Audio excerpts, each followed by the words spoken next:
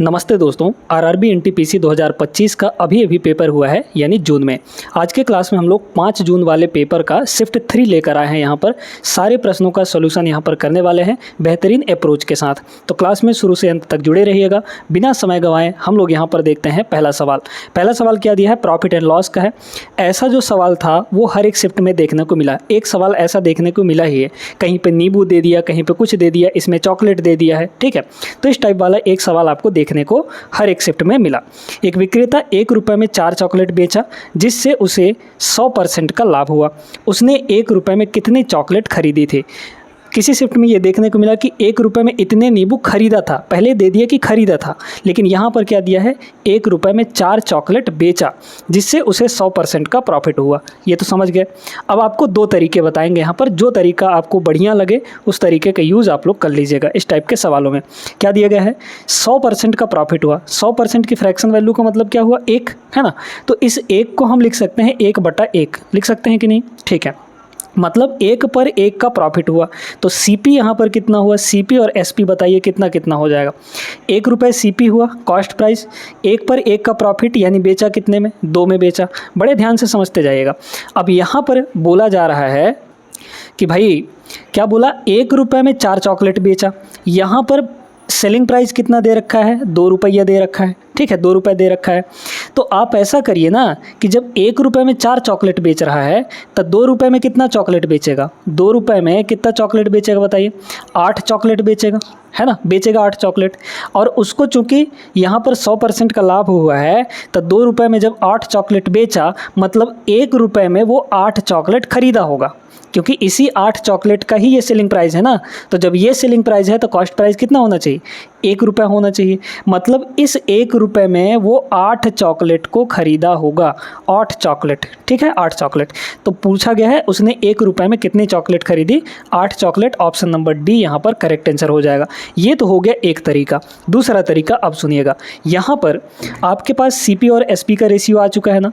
CP और SP का ratio कितना था, कॉस्ट प्राइस और सेलिंग प्राइस। ध्यान से देखते जाइएगा सारी चीज़ें। ठीक है, तो सीपी और एसपी का रेशियो कितना था यहाँ पर, 1 और 2 है ना, ये 1 और 2 यहाँ से।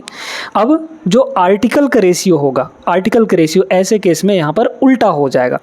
1 रुपये में ही बोला है, यहाँ पर भी 1 रुपये में ही बोला है। तो आर्टिकल का मतलब जो चीज़ वो खरीद रहा है, जितने अमाउंट में खरीद रहा है, उल्टा हो जाएगा रेशियो, यानी कि 2 और 1 हो जाएगा, 2 और 1 हो जाएगा।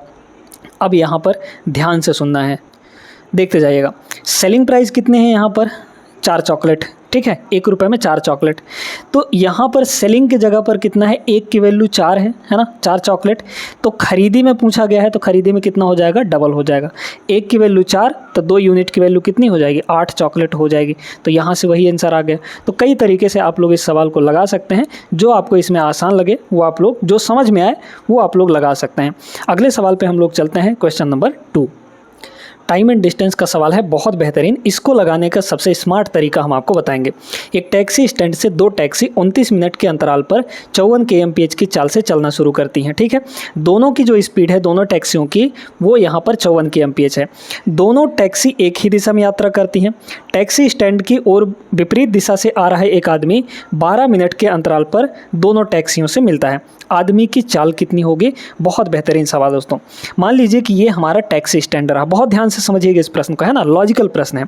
देखिए अब यहाँ पर 29 मिनट के अंतराल पर चलना शुरू करती हैं, मतलब एक टैक्सी शुरू होने मतलब चल गई 29 मिनट तक, तब जाके दूसरी टैक्सी स्टार्ट हुई होगी। ठीक है, तो मान लीजिए कि 29 सेकंड में एक टैक्सी यहाँ पर, 29 मिनट में एक टैक्सी यहाँ पर पहुँच गई। ठीक है, और यहीं पर एक मान लीजिए कि आदमी खड़ा हुआ है, ये जो 12 मिनट के अंतराल पर मिलता है, ये आदमी खड़ा हुआ है।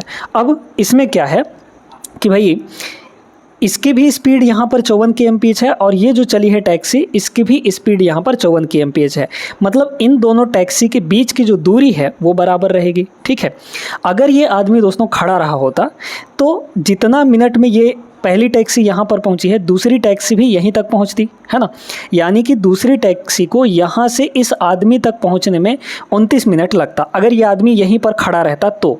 लेकिन ये आदमी क्या कर रहा है, इधर ही आ रहा है, किसकी, टैक्सी स्टैंड की ओर, मतलब इधर ही आ रहा है। तो आदमी इधर आ रहा है, तो जब इधर आ रहा है तो पहले ही मिल जाएगा कहीं ना कहीं, है ना भाई। ये टैक्सी इधर से जा रही, दूसरी वाली टैक्सी यहाँ से ऐसे गई और यहाँ से ये इधर आदमी आ रहा था, तो मान लीजिए कि यहीं पर मिल गए। अगर खड़ा रहा होता तो ये जाके यहाँ पर मिलता, लेकिन ये पहले ही मिल जाएंगे। कितने मिनट पहले? 12 मिनट पहले, है ना। ये 12 मिनट पहले ही मिल गए, 12 मिनट पहले ही मिल गए। तो बताइए यहाँ से यहाँ टोटल 29 मिनट लगना था, ठीक है, टोटल 29 मिनट लगना था यहाँ पर। तो टैक्सी जो है 12 मिनट आदमी से पहले ही मिल गई, मतलब कि अब इसको ये जो डिस्टेंस कवर करने के लिए कितना मिनट लग जाएगा बताइए। तो वैसे तो 29 मिनट लगता, लेकिन 12 मिनट पहले ही लग गया, तो 29 माइनस 12 करेंगे यानी कि 17 मिनट। तो अब टैक्सी को यहाँ से यहाँ की दूरी कवर करने के लिए 17 मिनट का समय यहाँ पर लगेगा। तो ये जो डिस्टेंस है आदमी कवर किया यहाँ से यहाँ तक 12 मिनट में, और यही डिस्टेंस टैक्सी कवर करेगा यहाँ से लेकर यहाँ तक 17 मिनट में। क्लियर हो गया। तो अब चूंकि डिस्टेंस बराबर है, डिस्टेंस दोनों के लिए बराबर है, तो अब देखा जाए यहाँ पर टाइम का रेशियो कितना होगा। यहाँ पर लिख लीजिए टैक्सी, यहाँ पर लिख लीजिए आदमी। तो टैक्सी ये जो डिस्टेंस है 17 मिनट में कवर कर रहा है ना, और आदमी जो यहाँ से यहाँ तक आया है वो 12 मिनट में कवर कर रहा है, 12 मिनट में कवर कर रहा है। ध्यान से समझते जाइएगा। अब चूंकि डिस्टेंस कांस्टेंट है, तो आप सभी जानते हैं टाइम और स्पीड का रेशियो रेसिप्रोकल हो जाता है, माने कि उल्टा हो जाता है। टाइम का रेशियो आपको पता है, स्पीड का रेशियो कितना हो जाएगा? उल्टा हो जाएगा, 12 और 17 हो जाएगा। ठीक है, 17-12 था तो 12 और 17 हो गया।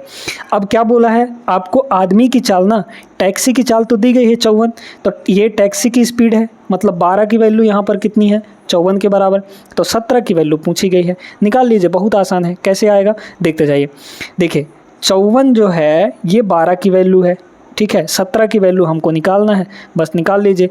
2 से इसको काट दीजिए, सॉरी 6 से कट गया, 6 नहीं हो 54, 17 नहीं हो 153, ठीक है। 153 इसका हम लोग कर देंगे आधा, तो इसका आधा करेंगे कितना हो जाएगा? 76, मतलब 152, ठीक है। 152, 76.5 है ना। तो 76.5 इज़ द करेक्ट आंसर।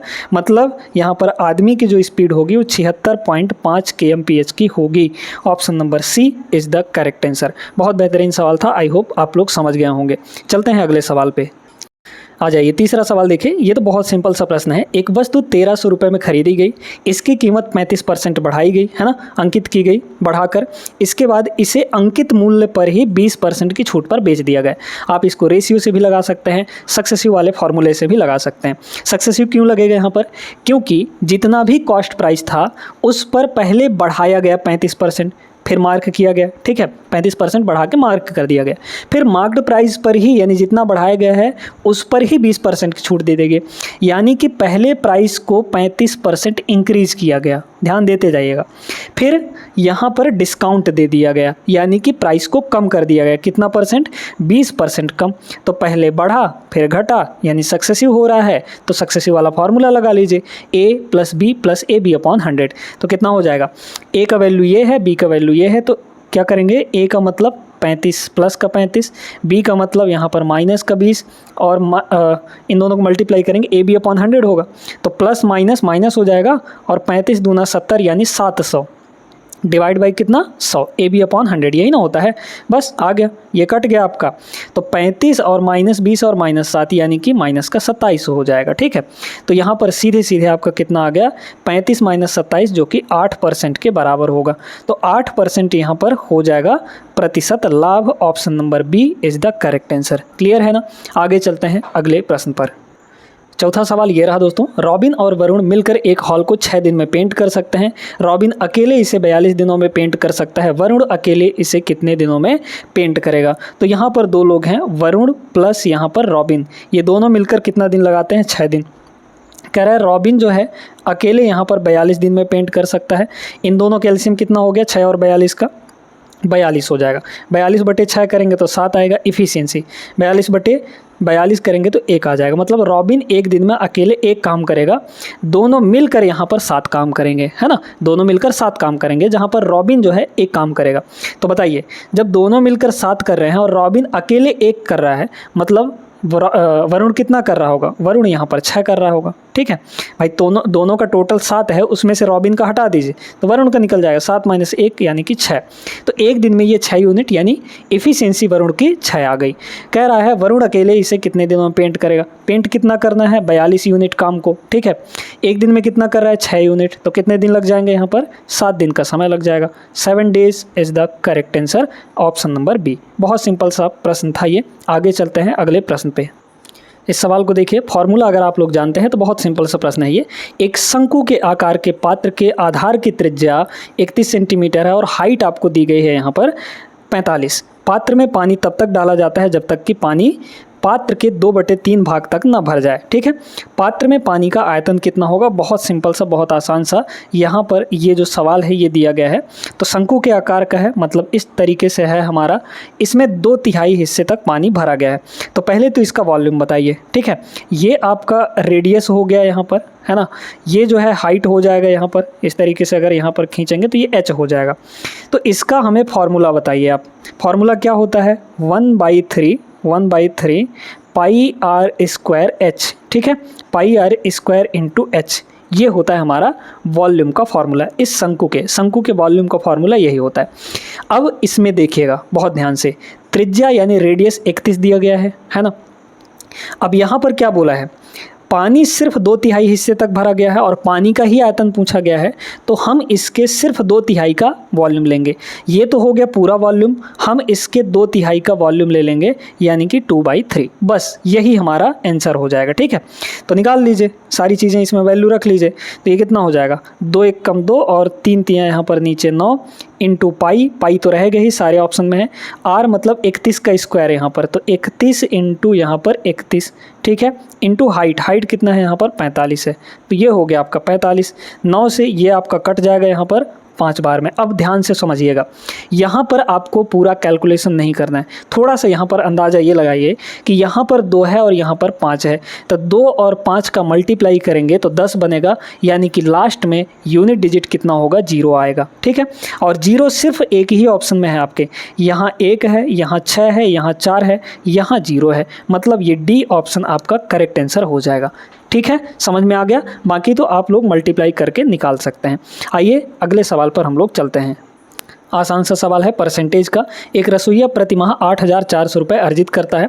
यदि वह प्रत्येक माह इसका 60% खर्च करता है तो वह 1 वर्ष के बाद 1/4 समय में कितनी बचत कर लेगा। 1/4 समय में 1/4, 1 साल का 1/4 कितना होगा, 3 महीने, है ना, 12/4 कर देंगे। ठीक है, तो 3 महीने का हमको यहाँ पर बचत निकालना है। ये बताइए कि हमारे पास यहाँ पर कितना था, मतलब कमा कितना रहा है वो मंथली, 8400 रुपये। 60% अगर वो खर्च कर देता है तो सिर्फ 40% बचाएगा, महीने का वो 40% बचाएगा। तो 1 महीने में 40% बचाया, 40% यानी कि यहाँ पर बटे में 100 हो जाएगा। ठीक है, अब ये तो 1 महीने का बचत हुआ, हमें 1/4, 1 साल के 1/4 का, यानी कि टोटल 12 महीने हो गए 1 साल में, इसका 1/4 करेंगे तो कितना आ जाएगा, 3 महीने नहीं आ जाएगा, तो 3 महीने का निकालना है, मल्टीप्लाई यहाँ पर 3 कर देंगे हम लोग। ठीक है, तो देखिए कितना हो जाएगा, 2 0 से यहाँ पर ये 2 0 कट जाएंगे, है ना। अब इसको हमें मल्टीप्लाई करना है, या फिर कोई और तरीका लगा सकते हैं क्या, 12 7 84 मतलब 7, या फिर सीधे मल्टीप्लाई ही कर दीजिए, कोई दिक्कत नहीं है ना। तो देखिए यहाँ पर अगर देखा जाए तो 1 तो 0 पहले बनेगा। ठीक है, फिर यहाँ पर 4 3 12, है ना, और 2 चौके 8, मतलब यहाँ पर आपका बनेगा ये 8 बनेगा, तो 80 लास्ट में आना चाहिए आपके, 80 यहाँ पर है ऑप्शन नंबर बी में। अब सुनिए कैसे किए हैं हम, पूरा मल्टीप्लाई भी नहीं करना, 0 को आप मारिए गोली कि मान लीजिए लास्ट में यहाँ पर 10 होगा। अब इसके बाद बाकी जो बचा उसका यूनिट डिजिट निकालिए। देखिए यहाँ 4 है तो 4 का मल्टीप्लाई 4 में करेंगे 16 आएगा, है ना, यानी कि यूनिट डिजिट 6 बना। 6 का मल्टीप्लाई 3 में करेंगे तो 18 बनेगा, यानी इकाई अंक 8 आएगा। तो इस 10 को छोड़कर बाकी का इकाई अंक 8 बना, तो 8 का जब 10 से मल्टीप्लाई करेंगे तो लास्ट में हमारा 80 बनेगा, और 80 सिर्फ एक ऑप्शन में है, ऑप्शन नंबर बी इसका करेक्ट आंसर। आगे चलते हैं अगले सवाल पर।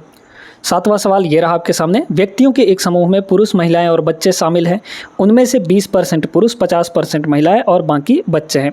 तो यहाँ पर 20% जो है वो मेल है और बाकी यहाँ पर 50% फीमेल है। तो 20 और 50 यानी 70, यानी कि कितने परसेंट बच्चे होंगे? 30%। ठीक है, क्योंकि टोटल मिलाकर 100% होंगे।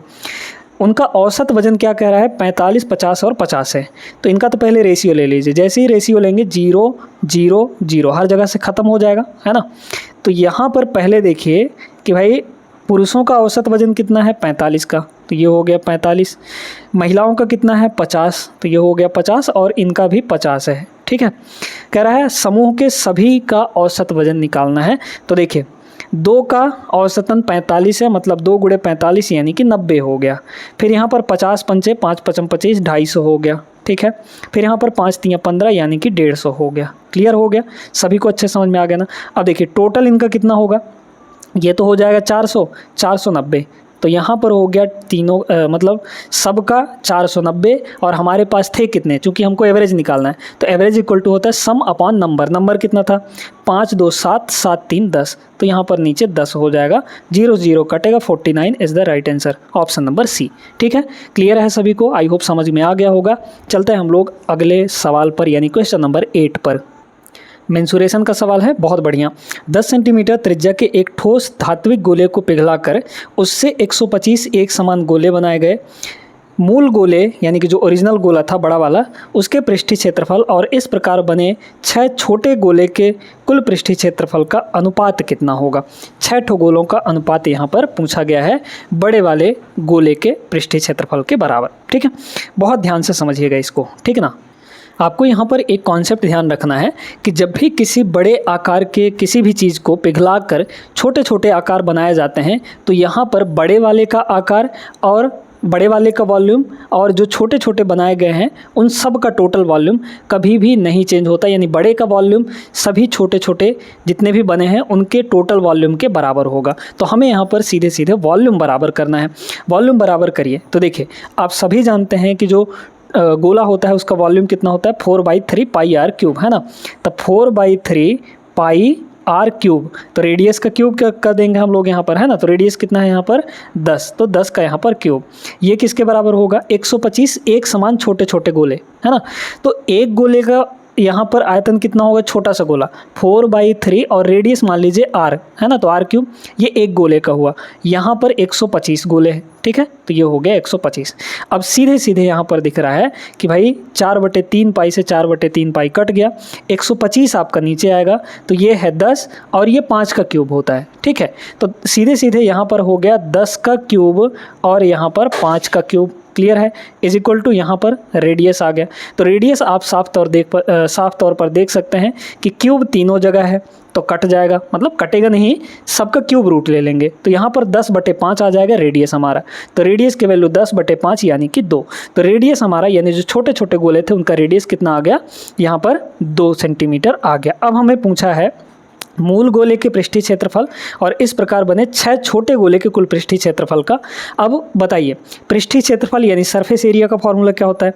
4πr², है ना। तो 4π रेडियस कितना है यहाँ पर बड़े वाले गोले का? 10, तो 10 का स्क्वायर। इसका किसके साथ रेशियो लेना है? 6 छोटे छोटे, तो एक का कितना होगा? 4π और रेडियस कितना है? 2 है, तो 2 का स्क्वायर, ये 1 का हुआ और 6 ऐसे ऐसे लेने हैं हमको, तो 6 यहाँ पर हो गया। देखिए पाई से आपका पाई और 4 ये कट गया सब, 10 का स्क्वायर, है ना। तो यहाँ पर यानी कि 100 हो गया, ठीक है। और इधर हो जाएगा 6 और ये हो गया 4, है ना, 2 का स्क्वायर। तो 4 से ये 25 बार में आपका कट जाएगा, मतलब 25/6 is the correct answer, option number A. समझ में आया होगा सभी को अच्छे तरीके से। ये सवाल एलसीएम एंड एचसीएफ का है। यदि दो संख्याओं का अनुपात 17 और 6 है तो उनके एलसीएम और एचसीएफ का मल्टीप्लाई आपको दे रखा है 102। एलसीएम तथा एचसीएफ के व्युत्क्रमों का योगफल चाहिए। देखिए ध्यान से समझते जाइएगा। संख्याएं 17 और 6 हैं तो संख्याओं यहाँ पर क्या मान सकते हैं? 17x और 6x, ये दो संख्याएं हमारी हो गई। एलसीएम और एचसीएफ का मल्टीप्लाई 102 दिया गया है। तो एलसीएम कितना होगा? देखिए पहले तो कॉमन चीज़ को लिखेंगे यानी x, ठीक है, और 17 और 6 में कुछ कॉमन नहीं है, तो इनका मल्टीप्लाई ही एलसीएम बनेगा। तो 17 छक्के कितना हो जाएगा, 102 हो जाएगा। ठीक है, तो ये हो गया आपका एलसीएम इनटू यहाँ पर एचसीएफ। तो एचसीएफ बताइए कितना होगा, जो कॉमन चीज़ है, कॉमन यानी एक्स, तो एलसीएम इंटू एचसीएफ ये दिया है आपको 102 के बराबर, है ना। तो ये आपका कट गया, एक आ गया इधर, मतलब एक्स स्क्वायर की वैल्यू 1, तो एक्स की वैल्यू भी यहाँ पर √1 हो जाएगा, यानी 1 आ गया। जब यहाँ पर 1 आ गया तो इन दोनों में 1 1 रख दीजिए, तो हमारी जो पहली संख्या मिली 17 एकम 17 और 6 एकम 6। अब हमें पूछा है इनके एलसीएम और एचसीएफ का यहाँ पर रेसिप्रोकल। एलसीएम कितना निकाला था हमने, 102 इंटू एक्स, है ना। तो अब ऐसे आप समझ लीजिए, एक कॉन्सेप्ट ध्यान रखिएगा कि अगर संख्याओं में कुछ भी कॉमन नहीं है, यानी उनका एचसीएफ 1 है, कुछ कॉमन नहीं है, तो एलसीएम उनका मल्टीप्लाई ही होता है। तो एलसीएम कितना हो जाएगा, इन दोनों को मल्टीप्लाई, यानी 102 हो गया, 17 छक्के 102। और कुछ कॉमन नहीं है, मतलब 1 कॉमन है, तो एचसीएफ आपका 1 हो जाएगा। इन दोनों का रेसिप्रोकल का सम पूछा था, यानी 1 बटा करके, है ना, उल्टा करके। तो देखिए 1 एकम 1 प्लस यहाँ पर 102 एकम 102, तो 1 और 102 एक ऊपर हो जाएगा 103 और नीचे हो जाएगा यहाँ पर 102 एकम 102, मतलब 103 बटे 102 इसका करेक्ट आंसर है ऑप्शन नंबर फर्स्ट। ठीक है, उम्मीद करते हैं समझ आ गया होगा। अच्छा सवाल था। अगर आप इसको मतलब बिना इतना कैलकुलेशन किए लगाना चाहते हैं तो आप थोड़ा सा यहाँ पर ये देखिए कि भाई आप सभी जानते हैं कि एक और कॉन्सेप्ट एलसीएम एचसीएफ के अंदर, दो संख्याओं का मल्टीप्लाई उनके एलसीएम एचसीएफ के मल्टीप्लाई के बराबर होता है। तो एलसीएम एचसीएफ का मल्टीप्लाई यहाँ पर 102 दिया है, तो अगर संख्याएं हम 17 और 6 ही ले लें तो 17 गुणे 6 हमारा 102 होता है। तो डायरेक्टली यहाँ से आपको संख्याएं मिल जाएंगी 17 और 6। अब उनका एलसीएम निकाल लीजिए, एलसीएफ निकाल लीजिए, एचसीएफ निकाल लीजिए, दोनों का रेसिप्रोकल ले लीजिए, यहाँ से भी आ जाता। ये सवाल पार्टनरशिप का है। आलोक, गीता और सुरेश ने एक व्यवसाय में शुरू करने के लिए 56,000, 52,000 और 69,000 का इन्वेस्टमेंट किया। वर्ष के अंत में जो भी प्रॉफिट प्राप्त हुआ 76,700 रुपये, कुल अर्जित लाभ के 31% दान दे दिया। बचा कितना होगा, 69%। 100 माइनस 31 करेंगे, 69% बचा होगा, मतलब इसका 69% हमारे पास बचा हुआ है। शेष को उनके निवेश के अनुपात में उनके बीच विभाजित किया, बांटा गया। तो सुरेश का हिस्से में कितना आएगा, देखिए यहाँ पर अगर इनका रेशियो देखा जाए, है ना, तो 3 0 यहाँ भी है, 3 0 यहाँ भी, 3 0 यहाँ भी, तीनों के इन्वेस्टमेंट का रेशियो आ जाएगा। कितना कितना आएगा बताइए। तो पहले का यहाँ पर 56, ठीक है, आलोक का, गीता का यहाँ पर 52 हिस्सा और सुरेश का कितना है यहाँ पर 69 हिस्सा है। ये तीनों के इन्वेस्टमेंट का रेशियो आ गया। ठीक है, अब हमारे पास यहाँ पर लाभ कितना बचा हुआ है, देखिए टोटल इतना प्राप्त था, है ना, 76,700। इसका सिर्फ और सिर्फ कितना बचेगा, 69% बचेगा। क्यों, क्योंकि 31% तो दान दे दिया गया है, बचा कितना 69%। ठीक है, तो इसका 69% यानी डिवाइड बाय 100 ये हो गया। अब इसको हमें बांटना है सभी में। तो सुरेश का कितना हिस्सा है बताइए, 69 हिस्सा है। टोटल कितने में से, इन तीनों को जोड़ लीजिए, 6 2 8, 8 और 9 17 का 7 हासिल 1, फिर 5 5 10 6 16, 16 1 यहाँ पर 17, ये 177 आ गया। आगे कि नहीं, तो इतना ही टोटल निकालना है हिस्सा हमें, बस इसको कैलकुलेट करना है।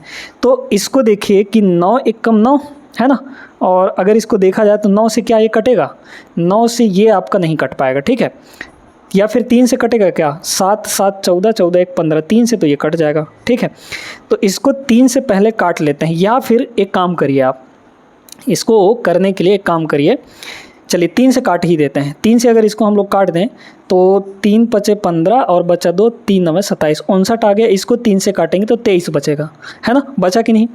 अब यहाँ पर आप लोग डिजिटल सम लगा लीजिए। ठीक है, बहुत आसानी से हो जाएगा। डीएस अगर हम लोग लगाएं, पहले ऑप्शन का डीएस देखिए, 2 और 6 8, मतलब पहले 9 को काटिए, है ना, 6 और 3 मिलाकर 9, तो 2 और 1 यहाँ पर 3 हो गया, इसका डीएस 3 आया। देखिए 6 और 3 9, ये 9 अकेले है तो यहाँ पर 2 आ गया। अब इसको देखिए यहाँ पर कितना हो जाएगा, 5 5 10, 10 1 11, 11 और 2 13, है ना, 13 का मतलब 1 और 3 जोड़ेंगे तो 4 आएगा इसका डीएस। 7 2 9, 2 और 7 यहाँ पर बचा है 9, तो सबका डीएस अलग अलग आया है। इनका डीएस चेक कर लीजिए। ठीक है, तो इनका अगर डीएस चेक करेंगे तो देखिए पहले नीचे का हमें डीएस 1 बनाना होता है। 9 और 5 हो जाएगा 14, 14 का मतलब 1 और 4 जोड़ेंगे तो 5 आएगा। यहाँ 5 है दोस्तों, इसका तो 1 आएगा ही आएगा, इसको 1 बनाना है तो किससे मल्टीप्लाई करेंगे, इस 5 को हम लोग 2 से मल्टीप्लाई कर दें। जैसे ही 2 से मल्टीप्लाई अगर हम लोग करेंगे तो ये 10 बन जाएगा, 10 का मतलब 1। ठीक है। 2 ऊपर नीचे मल्टीप्लाई करेंगे तो 2 से ऊपर भी मल्टीप्लाई करना पड़ेगा, है ना, ये नहीं कि सिर्फ नीचे ही। अब देखिए यहाँ 7 और 6 13, ठीक है, बहुत ध्यान से सुनते जाएगा। 7 और 6 13, 13 और 7 हो गया 20, 20 का मतलब हो गया 2, फिर मल्टीप्लाई, यहाँ 9 6 15, 15 का मतलब हो गया 6, ठीक है, ये हो गया 6। वैसे भी 9 को काटेंगे तो 6 बचेगा, ठीक है। इनको देखिए 3 और 2 5, और 5 दूना यहाँ पर हो जाएगा 10, ठीक है। यहाँ पर कितना हुआ, 3 2 5, 5 दूना 10, 10 का मतलब हो गया 1। अब आप देखिए 6 दूना 12, ठीक है, यहाँ पर 6 दूना 12, 6 दूना 12 हो गया, 12 का मतलब 1 और 2 जोड़ेंगे तो यहाँ पर डिजिटल सम कितना आ गया, 3 आ गया, है ना। तो DS इसका 3 आया है, हमारे ऑप्शन में DS कहाँ है, 3, ऑप्शन नंबर फर्स्ट में, ये आपका करेक्ट आंसर हो जाएगा। तो यहाँ पे डिजिटल सम से आसानी से हम लोग आंसर निकाल सकते थे। आगे चलते हैं हम लोग अगले प्रश्न पर। ये सवाल तो बहुत आसान सा है। लाल, हरे और गुलाबी टोकन वाले एक बैग में लाल और हरे टोकन का अनुपात 7 और 20 है ना। तो यहाँ पर बोला गया कि भाई रेड और ग्रीन, है ना, रेड और ग्रीन का जो रेशियो है वो 7 और 20 है।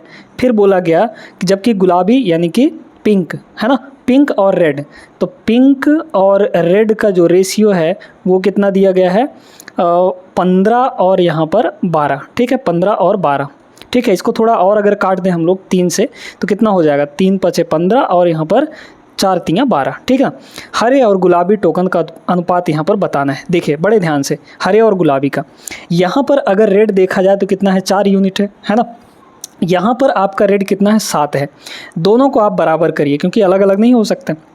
7 और 4 कैल्शियम 28 होता है, दोनों को 28 बनाइए। इसको 28 बनाने के लिए 7 से गुणा, तो ऊपर भी 7 से गुणा हो जाएगा, ठीक है। इसको 28 बनाने के लिए 4 से गुणा, तो नीचे भी 4 से गुणा हो जाएगा।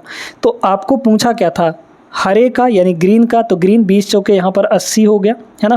कितना हो जाएगा, 20 चौके ये हो गया 80, और इसके बाद यहाँ पर फिर देखिए पिंक, तो पिंक 7 पंजे यहाँ पर 35 हो जाएगा। बस काट लीजिए इनको, दोनों को 5 से काटेंगे तो ये हो जाएगा 7 और 16 पंचे 80, मतलब 16 और 7 का रेशियो आएगा। Option number B is the correct answer, ठीक है ना। क्लियर हो गया कैसे करना है, आगे चलते हैं। ये रहा 12वां सवाल, वोटिंग वाला सवाल है। एक चुनाव में 2 उम्मीदवार थे, एक उम्मीदवार को 48% वोट मिले और वह दूसरे उम्मीदवार से इतने वोटों से हार गया। डाले गए कुल वोटों की संख्या, डाले गए कुल वोटों की संख्या 100%, है ना, 100%। यहाँ पर उम्मीदवार को, एक उम्मीदवार को 48% वोट मिले, ठीक है। तो पहले उम्मीदवार को यहाँ पर 48% वोट जब मिला, इसका मतलब दूसरे को कितना वोट मिला होगा, 52%, क्योंकि दोनों मिलाकर यहाँ पर कितने होने चाहिए, 100, 48 52 100। अब कह रहे हैं कि वह जो है, मतलब जो 48% वोट पाया वो 756 वोट से हार गया। परसेंटेज में कितने से हारा है बताइए भाई, जो ज़्यादा वोट पाएगा वही नहीं जीतेगा। तो ये 52% पाए हैं, 48%, परसेंट में कितने परसेंट से हारा है यहाँ पर, 4% से। भाई 4% कम वोट पाया है तो 4% से हारा। एक्चुअल में कितना से, यहाँ पर हो जाएगा 756। तो 4% की वैल्यू यहाँ पर 756 है। हमें 100% की वैल्यू चाहिए, कुल डाले गए वोटों की संख्या। इसको 100 बनाना है तो 100 बनाने के लिए 25 से मल्टीप्लाई कर दीजिए, तो ये बन जाएगा आपका 100। जब इधर 25 से किए हैं तो इधर भी 25 से गुणा करना पड़ेगा, मतलब 756 गुणे यहाँ पर कितना हो जाएगा, 25 हो जाएगा। बस ये हो गया। अब इन दोनों को मल्टीप्लाई करके अपना आंसर निकाल लीजिए। आंसर हम लोग वैसे भी निकाल सकते हैं अगर DS लगा लें, या फिर हाँ चलिए डिजिटल सम मत लगाइए, सीधे गुणा करिए ना, आसान से तो है। 25 से मल्टीप्लाई करना, 25 छक्के 150 यानी 0 बचा 15, 25 पंचे 125, 125 और 15 हो गया 40, ठीक है। तो ये 0, फिर बचा यहाँ पर 14, 25 सत्ते 175, 175 में 14 जोड़ दें अगर, ठीक है, 175 में 14 अगर जोड़ दें तो 189 आ जाएगा, ठीक है। तो 18900 ये आएगा आंसर, ऑप्शन नंबर सी होगा। क्लियर है सभी को, आगे चलते हैं। ये सवाल है दोस्तों बहुत बेहतरीन। एक ऊर्ध्वाधर छड़ की लंबाई और उसकी छाया का जो रेशियो है वो 2 और √12 है। सूर्य का उन्नयन कोण कितना होगा, बहुत सिंपल सा, मतलब है सिंपल सा, लेकिन जब आप लोग को बनाने आएगा तब। देखिए यहाँ पर छड़ की लंबाई और उसका छाया, तो ये छड़ है और इसका ये शैडो है, ठीक है। तो ये 2 और √12 दिए, इसको थोड़ा और छोटा करिए, है ना। तो ये 2 और यहाँ पर आपका √12 है, ठीक है। रूट को 12 को क्या लिख सकते हैं, √12 को लिख सकते हैं यहाँ पर 2√3। क्यों यहाँ पर लिख सकते हैं, क्योंकि भाई इसमें 4 छुपा हुआ है, 4 का वर्गमूल 2 और अंदर 3 बच जाएगा, ठीक है। तो ये हो गया, और यहाँ पर ये है आपका 2, तो 2 से 2 कट गया रेशियो में, तो 1 रेशियो यहाँ पर √3 आ गया, है ना। मतलब क्या बोला है, छड़ की लंबाई 1 यूनिट, तो ये 1 यूनिट है, और उसकी छाया यानी कि √3 यूनिट, तो ये आपका √3 यूनिट है। आपको क्या बोला है, सूर्य का उन्नयन कोण। जब हमने आपको हाइट एंड डिस्टेंस पढ़ाया था तो वहाँ पर बहुत डिटेल में ये बात बताई थी कि हमेशा ध्यान रखिएगा 30 डिग्री के सामने 1 यूनिट होगा तो 60 डिग्री के सामने √3 यूनिट हो जाएगा। ये 1 यूनिट है, मतलब इसके सामने का एंगल कितना होगा, 30 डिग्री होगा, और चूँकि ये √3 गुना है तो इसके सामने का एंगल पक्का है कि 60 डिग्री हो जाएगा। तो डायरेक्टली ये चीज़ें अगर आपको पता हैं तो आप आसानी से इसका आंसर निकाल सकते हैं। 60, 30, 90 भी होता है। सूर्य का उन्नयन कोण पूछा था, उन्नयन कोण ये वाला होता है दोस्तों, यानी कि 30 डिग्री। तो 30 डिग्री ऑप्शन नंबर डी यहाँ पर करेक्ट आंसर हो जाएगा। बिना किसी परेशानी की ये सवाल आपका बन गया। आगे चलिए प्रश्न नंबर 14 पे। इस सवाल में तो कुछ भी नहीं है। साधारण ब्याज पर कोई धनराशि 5 साल में किस रेट से यहाँ पर स्वयं की दोगुनी हो जाएगी, है ना। किस रेट से यहाँ पर दोगुनी हो जाएगी 5 सालों में। तो ये बताइए रेट क्या होता है, 1 साल का ब्याज, है ना। तो 5 साल का ब्याज अगर देखा जाए तो देखते बड़े ध्यान से देखिएगा, स्वयं की दोगुनी हो जाती है। मतलब मान लीजिए कि मूलधन 100 था तो 5 साल में कितना हो जाएगा, 200 हो जाएगा, डबल हो जाएगा। तो ब्याज कितना बना होगा यहाँ पर, 100 से 200 हुआ है, यानी कि 100 रुपये इसमें ब्याज जुड़ा होगा। तो ब्याज कितना हुआ यहाँ पर, 5 साल में 100 रुपया ब्याज बना, है ना, 100 रुपये ब्याज बना। ये 5 साल का है, कह रहा ना 5 साल में इतना हो जाता है। तो हमें 1 साल का ब्याज निकालना है, बस 1 साल का निकाल लीजिए, यहाँ पर डिवाइड बाई 5 कर देंगे, और 1 साल का ब्याज ही 100 रुपये पर वही हमारा परसेंटेज होता है, ठीक है, यानी कि रेट होता है। तो कितना आ गया, 20, तो 20 आ जाएगा आंसर ऑप्शन नंबर सी, ठीक है। क्लियर है। बाकी आप PRT/100 वहाँ से भी निकाल सकते हैं, ठीक है। क्वाड्रेटिक इक्वेशन की क्लासेस अगर आप हमारी देखेंगे तो आपको हर एक चीज़, ये जितने भी प्रश्न आपको यहाँ पर दिख रहे हैं, एक एक प्रश्न हमने आपको करा रखा था दोस्तों, है ना। तो जो लोग यहाँ से पढ़े हैं उनको पता होगा कि ऐसे सवाल पहले देखने को मिल चुके हैं। यदि द्विघात समीकरण के मूलों का योग और गुणनफल यानी रूट्स का सम और प्रोडक्ट दिया गया है आपको, ये और ये, ठीक है। तो द्विघात समीकरण क्या होगा, आप सभी जानते हैं कि द्विघात समीकरण के अगर रूट अल्फा और बीटा 2 ठो रूट हैं, रूट का मतलब x की वैल्यू, इनका सम अल्फा प्लस बीटा, है ना, अल्फा प्लस बीटा, और इनका प्रोडक्ट क्या हो जाएगा, अल्फा इंटू बीटा।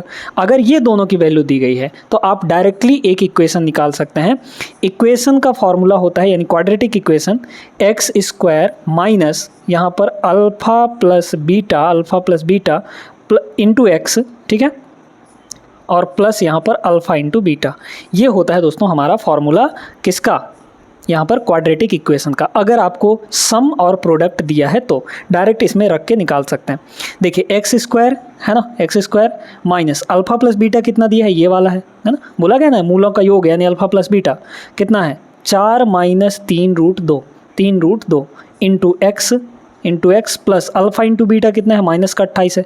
तो माइनस और प्लस यहाँ पर माइनस हो जाएगा और ये सीधे सीधे 28 आ जाएगा, इज इक्वल टू 0। अब देख लीजिए इसमें बिल्कुल भी पेन उठाने की ज़रूरत नहीं थी, अगर आपको फॉर्मूला पता रहता तो सीधे सीधे देख सकते हैं x², दोनों जगह माइनस होगा, ये वाला डी ऑप्शन करेक्ट आंसर हो जाएगा। क्लियर है ना। आगे चलते हैं अगले प्रश्न में। इस सवाल को देखिए, इसमें आपको सबसे बड़ा अनुपात पूछा है। आप जो मेथड लगाते हैं ना, डिफरेंस वाला मेथड, इसमें अगर आप लगाएंगे तो फंस जाएंगे, बिल्कुल फंस जाएंगे, ठीक है। इसलिए यहाँ पर आप लोग थोड़ा सा डिवाइड करने का प्रयास करिए। यहाँ पर कितना है, 26/90, है ना, 26 बटा यहाँ पर 90, फिर यहाँ पर दिया है 50 बटे कितना, यहाँ पर 59, फिर यहाँ पर दिया है 40 बटे यहाँ पर 70, फिर यहाँ पर दिया है आपको 41 बटे यहाँ पर कितना, 64, ठीक है। आप 26 को 90 से मत डिवाइड करिए, 90 को 26 से डिवाइड कर दीजिए, मतलब उल्टा काम आपको करना है। यानी आप ऐसा कह सकते हैं कि ऊपर नीचे दोनों को 26 से डिवाइड कर दीजिए। इसको 26 से डिवाइड करेंगे तो 1 आएगा, इसको 26 से डिवाइड करिए तो कितना हो जाएगा, 26 3 बार जाएगा, मतलब 3 पॉइंट समथिंग आएगा। 26 3 कितना होता है, 6 3 18, मतलब 78 हो जाएगा, है ना। तो 3 बार जाएगा, 3 पॉइंट समथिंग यहाँ पर आ जाएगा। बहुत ध्यान से आपको सुनना है, ठीक है। फिर यहाँ देखिए 50 से डिवाइड करेंगे तो 1 आएगा, इसको 50 से डिवाइड करिए तो 50 एकम 50, बचा आपका 9, 9 तो पॉइंट लग जाएगा, पॉइंट लग जाएगा तो फिर 90 हो जाएगा, 90 हो जाएगा तो यहाँ पर 50 एकम 50 मतलब लगभग 2 के आसपास आ जाएगा, है ना। 1 और 8 9 के समथिंग आएगा। चलिए इतना ले लेते हैं। इसको देखिए 0 0 कटेगा। अच्छा 4 से ऊपर डिवाइड करेंगे तो 1 आएगा, 4 से नीचे डिवाइड करिए तो कितना हो जाएगा, 4 एकम 4, फिर बचा यहाँ पर 3, तो 4 सत्ते यहाँ पर 28, मतलब 3 बचा तो 30 हो गया, 4 सत्ते 28 मतलब 1.7 आ गया ये। इसको देखिए 41 से डिवाइड करेंगे 1 आएगा, इसको 41 से डिवाइड करिए तो 41 एकम 41, बचा कितना यहाँ पर 23, 23 मतलब कितना हो गया 230 हो गया, पॉइंट लगाएंगे तो, है ना, पॉइंट लगाएंगे 230 हो जाएगा। अच्छा 41 का कितनी बार पहाड़ा पढ़े, 4 5 बार, है ना, 4 पंचे 20, हाँ ठीक है। तो 41 पंचे कितना हो जाएगा, 5 एकम 5 और 4 पंचे 20 मतलब 205, तो ये कितना आ गया 25 आ गया, है ना, 25 आ गया। तो मतलब कितनी बार पहाड़ा पढ़ने पे, 5 बार पे ना, तो 1.5 ये हो गया। अब देखिए बड़े ध्यान से, बहुत ध्यान से इसको देखना है। देखिए डिनोमिनेटर में जो बड़ा होगा उसकी वैल्यू सबसे छोटी आएगी ओवरऑल, क्योंकि न्यूमरेटर सभी का 1 1 1 1 है। तो जहाँ पे डिनोमिनेटर सबसे छोटा होगा वो बड़ा वैल्यू होगा, और जहाँ पे आपका डिनोमिनेटर सबसे बड़ा होगा वो सबसे छोटी वैल्यू कहलाएगी। हमें क्या पूछा था, हमें पूछा था सबसे बड़ा, तो सबसे बड़ा अगर पूछा है मतलब उसकी डिनोमिनेटर सबसे छोटी होगी। सबसे छोटी यहाँ 3 पॉइंट समथिंग है, यहाँ 1.18 है, 1.7 है, 1.5 है, सबसे छोटा ये वाला रहा, तो मतलब ये वाला आपका हो जाएगा सबसे बड़ी वैल्यू, है ना। जहाँ डिनोमिनेटर सबसे छोटा वहाँ सबसे बड़े वैल्यू देगा वो, मतलब 50/59, option number B is the correct answer. ये भी एक तरीका है लगाने का। आगे चलते हैं अगले सवाल पर।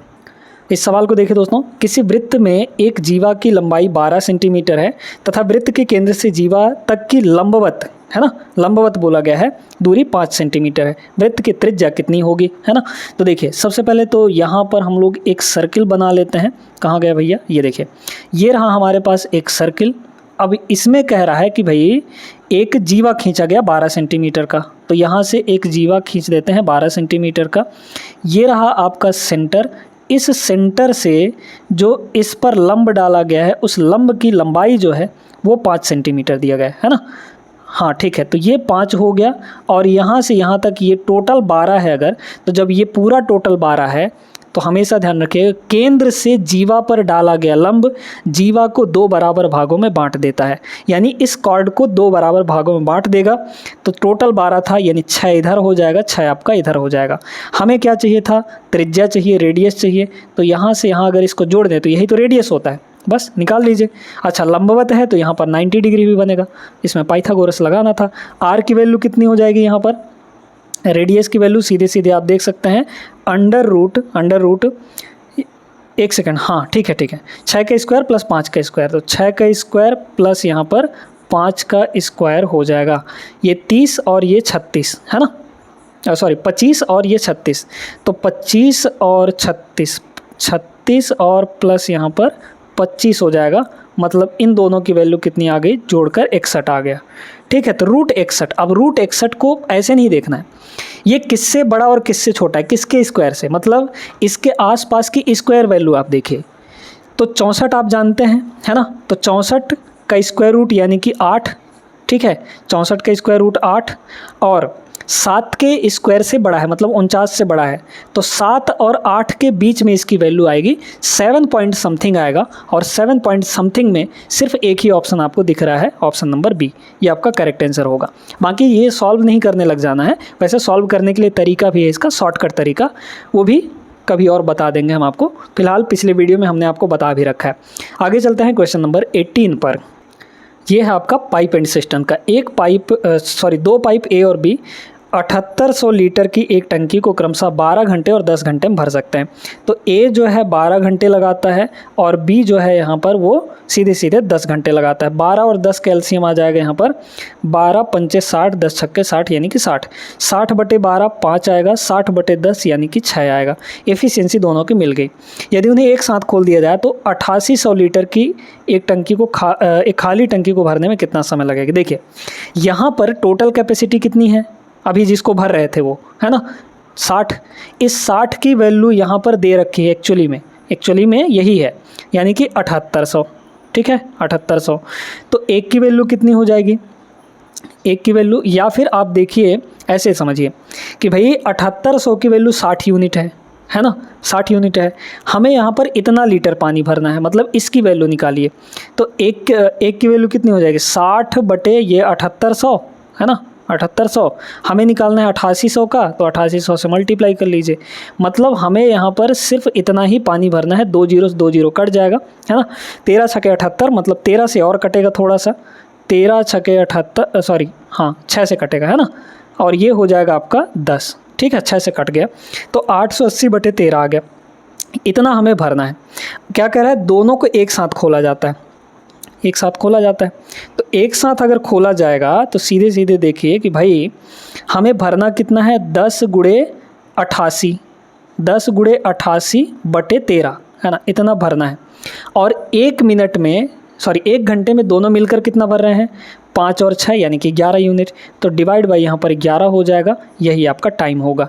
11 से काटेंगे ये 8 हो जाएगा, ऊपर आया आपका 80 और नीचे हो जाएगा यहाँ पर 13, तो 80 बटे 13 घंटे, option number B correct answer. Clear है ना। ऐसे सवाल बहुत प्रैक्टिस हम आपको करवा चुके हैं, तो कोई दिक्कत नहीं होगी ऐसे सवालों में। आगे चलते हैं अगले प्रश्न पर। एलजेब्रा का सवाल है, आप सभी लोग जानते हैं इसको कैसे करना है। अगर x माइनस 1/x की वैल्यू कुछ भी दे दी गई है और क्यूब का वैल्यू पूछा जाए और माइनस में ही दिया हो दोनों, है ना, यहाँ पर भी माइनस है और यहाँ पर भी माइनस की वैल्यू पूछा गया है, तो इसकी डायरेक्ट वैल्यू आपके पास क्या आती है, अगर ये वैल्यू p दिया है तो इसकी वैल्यू क्या हो जाएगी, p क्यूब, और माइनस पूछा है ना, और माइनस यहाँ पर भी दिया है, तो आप प्लस यहाँ पर 3p करेंगे। अगर आपको ये दिया रहता कि x प्लस 1/x की वैल्यू कुछ दिया रहता और x cube plus 1/x cube की वैल्यू पूछी जाती, तो वहाँ पर p क्यूब माइनस 3p हो जाता। प्लस वाले में माइनस 3p करना है और माइनस वाले में प्लस 3p कर देना है, तो बस यही निकालना है आपको।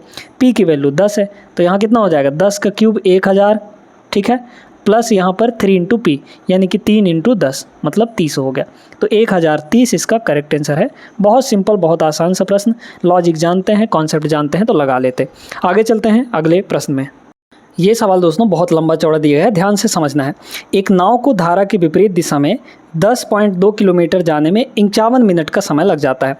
स्थिर जल में नाव की चाल और धारा की चाल का अनुपात दिया है कितना, 7 और 6 का।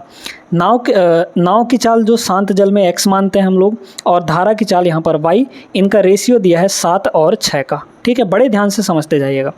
अब इसमें कह रहा है विपरीत दिशा में, है ना, विपरीत दिशा में स्पीड कितनी हो जाएगी, स्पीड आप जानते हैं डिस्टेंस अपॉन टाइम होता है। ये बताइए कि अगर विपरीत में चलेंगे तो जैसे मान लीजिए नाव इधर जा रहा है और धारा जो है इधर आ रही है, ठीक है, तो ऐसे केस में स्पीड आपका घट के आएगा कि नहीं, भाई ये जो धारा है उस नाव को रोकेगी ना, तो स्पीड घट के आएगा, ठीक है।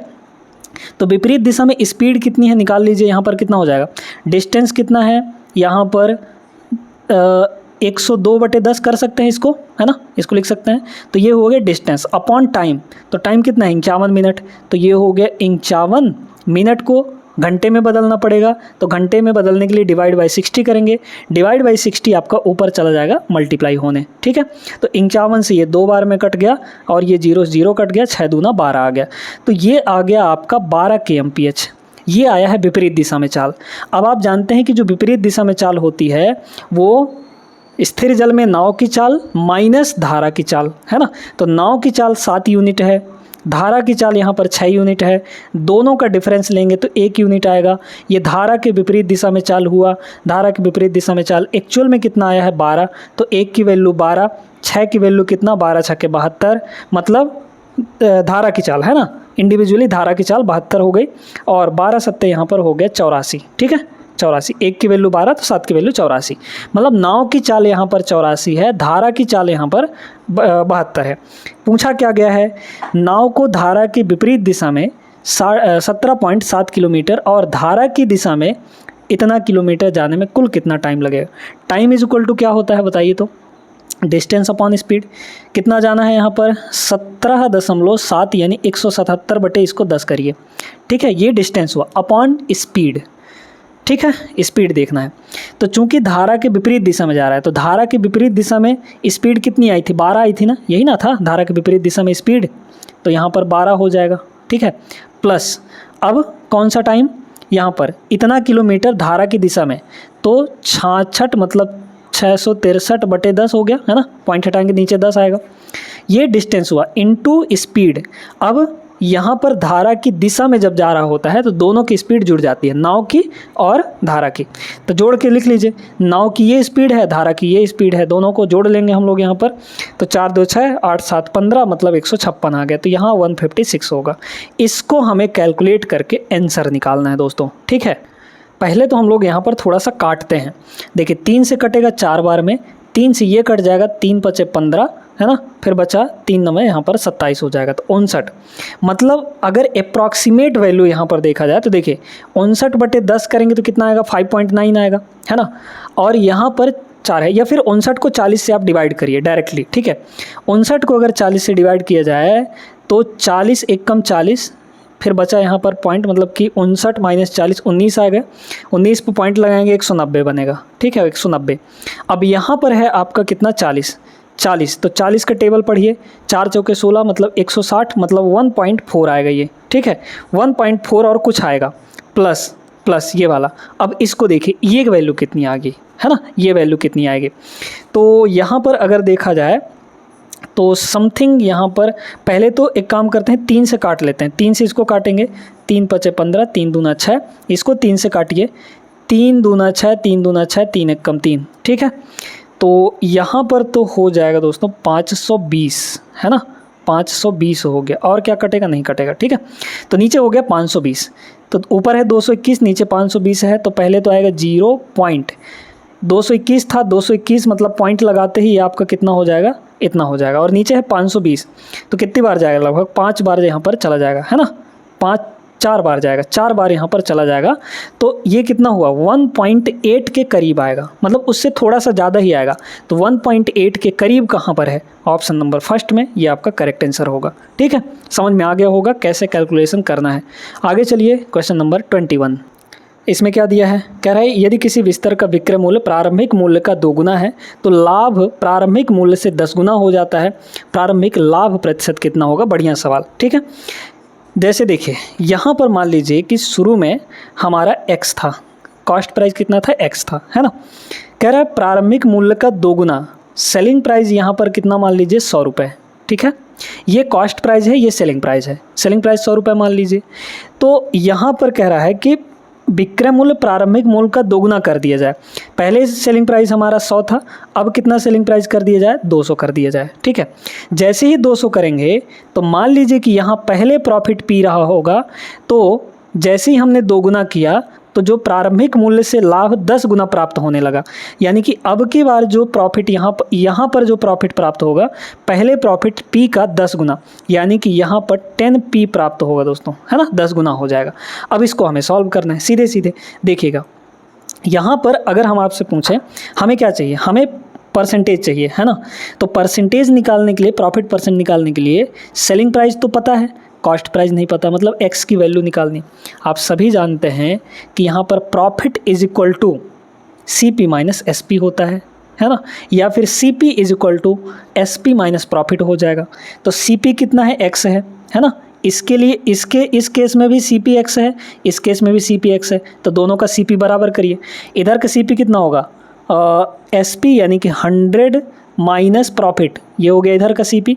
इधर से CP कितना होगा, कितना है आपका SP SP 200 माइनस 10p, ठीक है।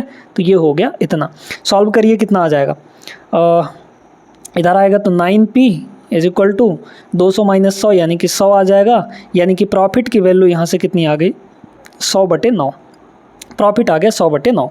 प्रॉफिट तो मिल गया, ये वाला p हमको मिल गया, लेकिन हमें कॉस्ट प्राइस चाहिए, है ना। तो कॉस्ट प्राइस इक्वल टू क्या होता है, कॉस्ट प्राइस होता है SP माइनस प्रॉफिट, है ना।